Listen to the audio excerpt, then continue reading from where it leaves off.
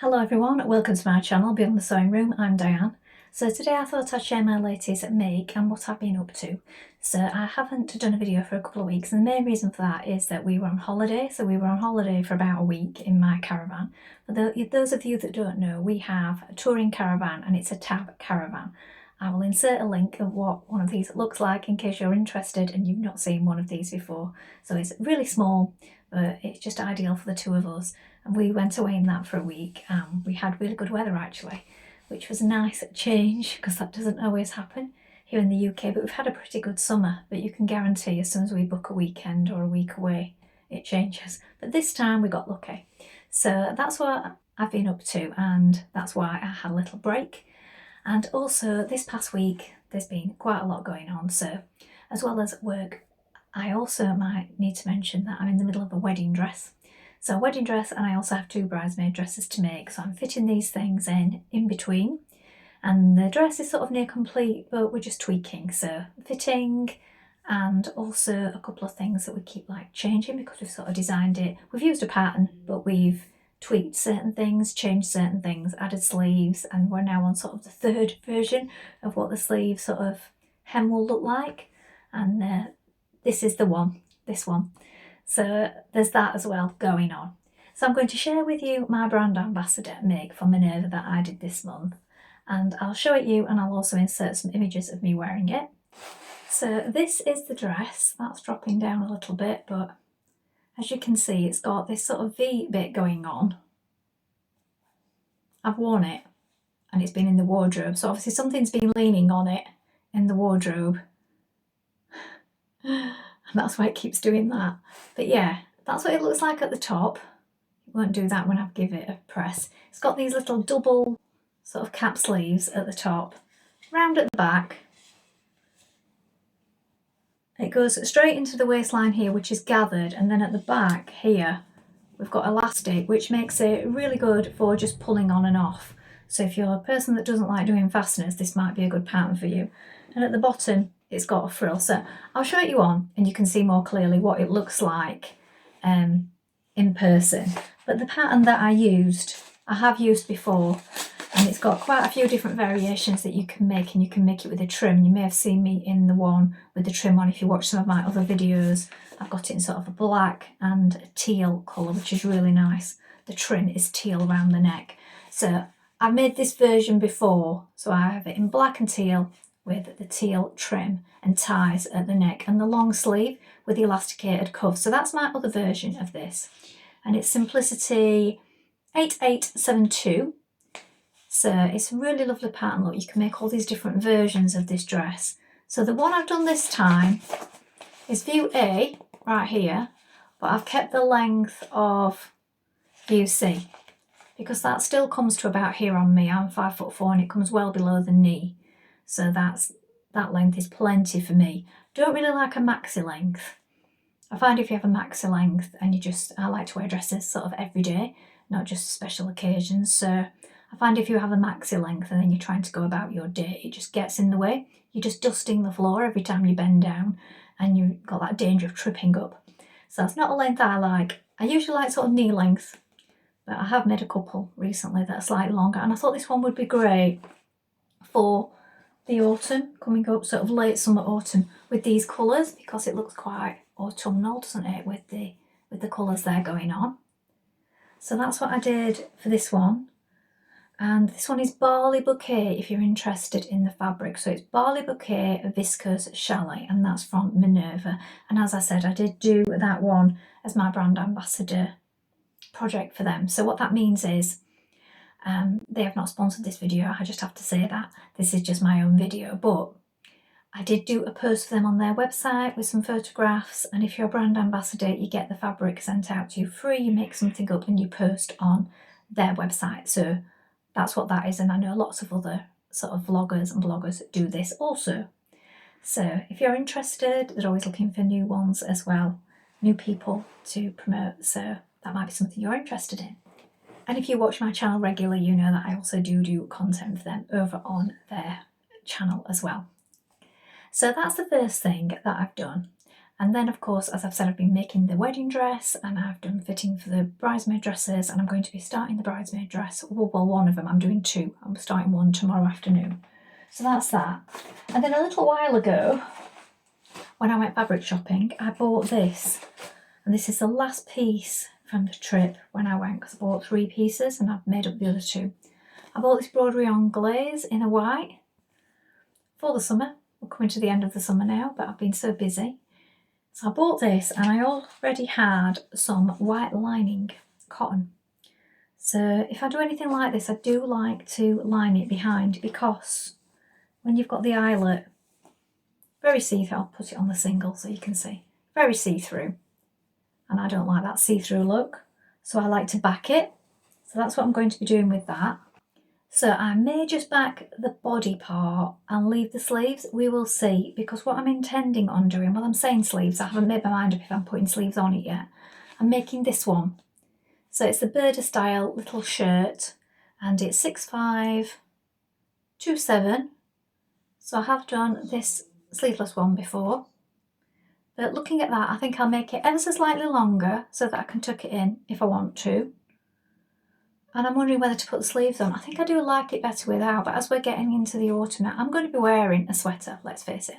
I'm probably going to be wearing a cardigan or sweater over this coming into the sort of early autumn months. And if I want to wear it through the winter, I might just have the collar showing and have a sweater over the top. So really, I could do it sleeveless, and then obviously I've got it for next summer. So I'll have a little think about that. That might be what I do, because if it's a cool day, I'll be wearing a sweater anyway, so the sleeves are irrelevant. And then I've got it to go across the seasons. So let me know your thoughts on that. But yeah, I think I'll probably start this later today. So we will see. I'm thinking that was probably a good option with the longer line version. So Burda 6527. And then finally, I just thought I'd share a few books with you, or book chat with you, because I've read a few recently and I've also got a few coming up that I'd just like to talk about. So first of all, one that I really enjoyed, the only thing was the ending I found a little bit flat at the end, but it was The Every by Dave Eggers. Now I read this because I'd seen it on another vlog that I watch and it looked really interesting, so I ordered it from the library, which was great. And I'll pop an image of the cover up so that you can see, but I felt it was really sort of eye-opening, or like a really sort of shock reminder of how we use our devices too much. I know I'm on my device right now making a video, but I feel like this is a creative thing rather than just consuming something. So yes, it's very much about how rather a big company has pretty much taken over the world, as in we're using our devices for everything, but it's shopping, isn't it? It's entertainment. It monitors every bit of our lives because people have smartphones and then devices on their wrist, and everything they do, they're looking at their wrist, so they're monitoring their sleep, they're tracking their exercise, they're tracking their calories. If you want to buy something, you're told what to buy by pretty much a couple of, or sometimes only one, big companies that just sort of control everything. And it's, in parts it's humorous, but in parts it's quite scary and shocking.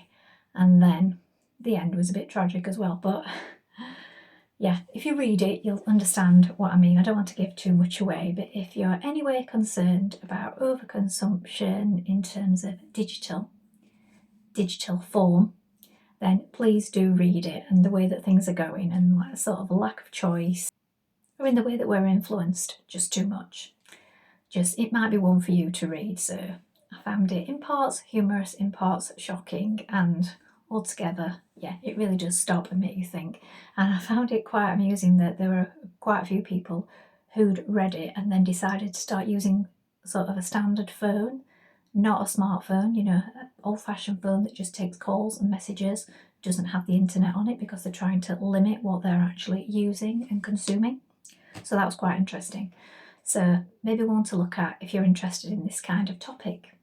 So that was the first one. And then the next one was Seed to Dust. I did enjoy this. This was more of a nature memoir. So all the way through it, sort of anecdotes and written in sort of a diary style of this guy's year.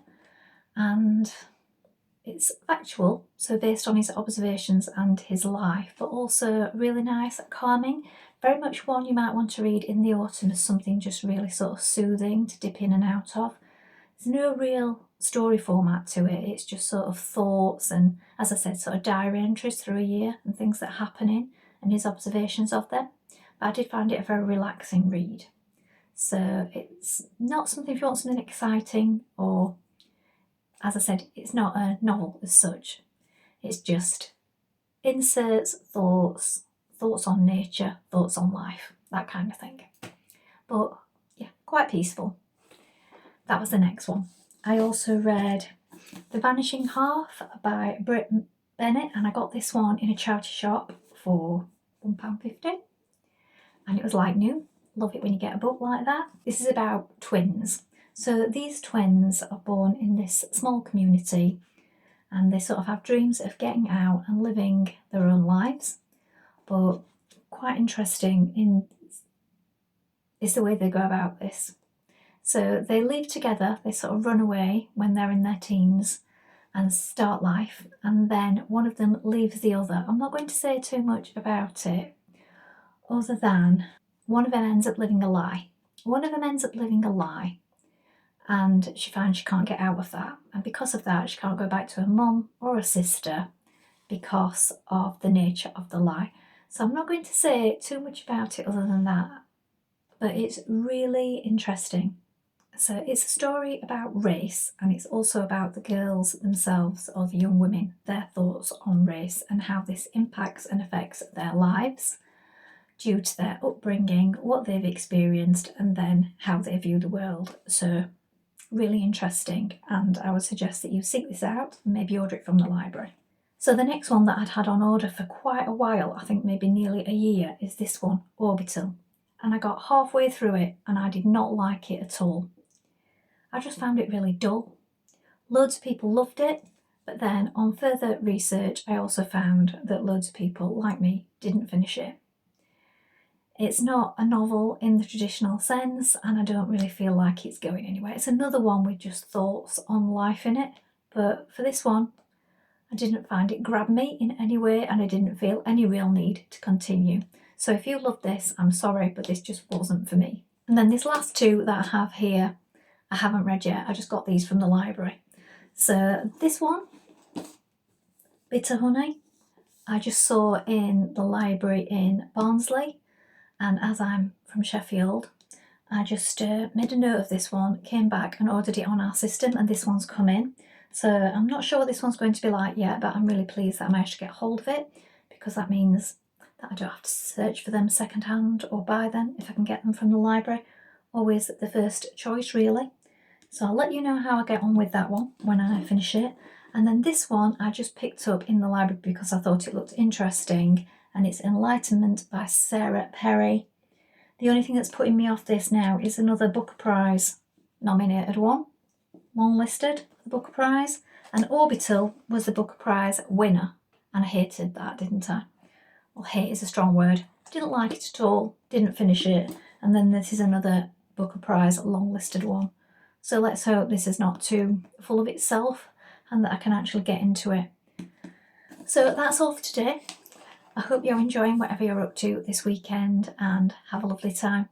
Thank you for watching, and remember to comment, like and subscribe if you enjoyed this. Bye for now.